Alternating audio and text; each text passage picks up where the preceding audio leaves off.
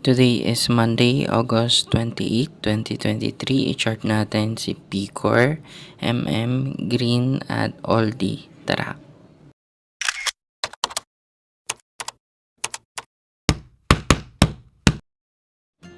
Okay, unahin natin pag-aralan si Picor. Mukhang isa si Picor sa mga matitibay na stocks ngayon. Kung pagmamasdan kasi natin dito sa weekly time frame, nag-stabilize yung price at nag-stay siya sa consolidation area.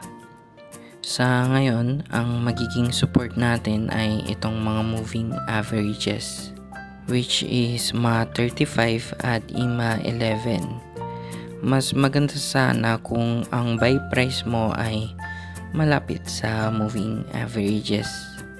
Sa tingin ko, maganda naman ang pinapakitang galawan ni Picor. Yun nga lang, baka matagalan pa to since nasa consolidation stage pa ito. Sa ngayon siguro ilalagay ko muna sa watchlist si Picor at obserbahan. Next is stock si Green.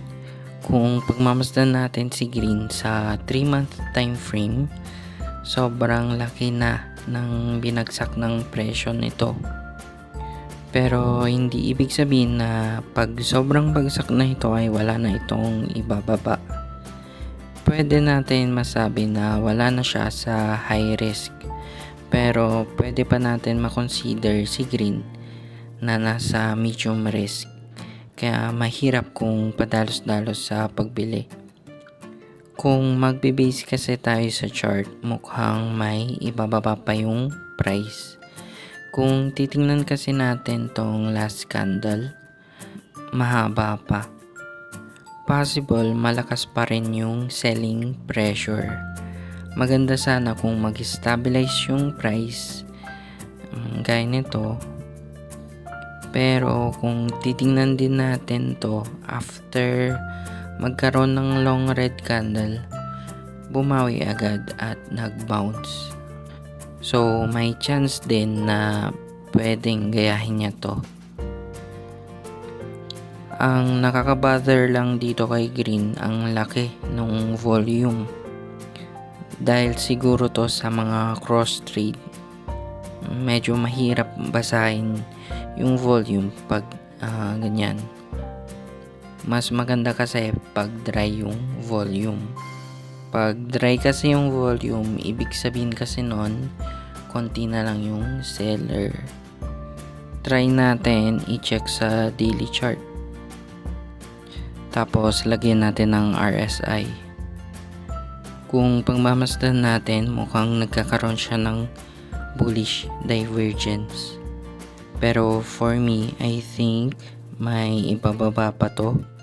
Siguro sa ngayon, magpapas muna ako kay Green at mag-observe. Okay, next stock tayo si MM.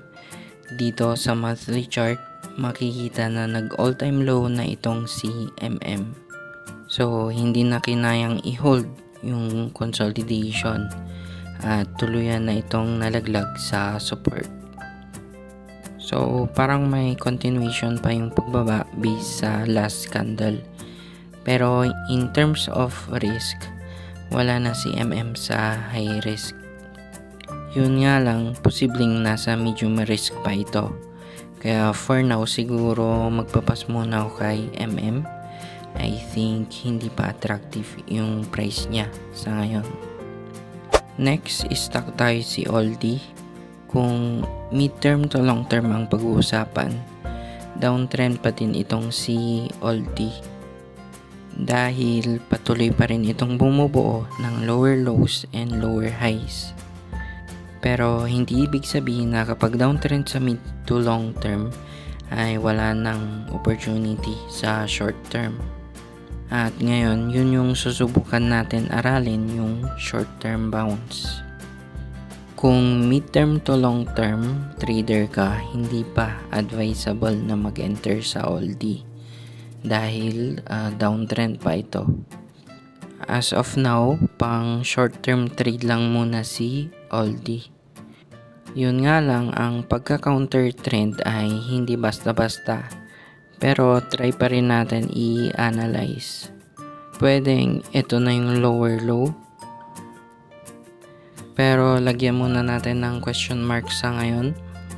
At posibleng pa-create na siya ng lower high. Tapos try natin mag-set ng cut loss mga 10% siguro para kahit papano protected pa rin yung capital. At yung target price naman is undetermined pa. Pero pwede kasi siyang mauntog dun sa blue na moving average. So kung sakali parang 1:3 yung risk reward ratio.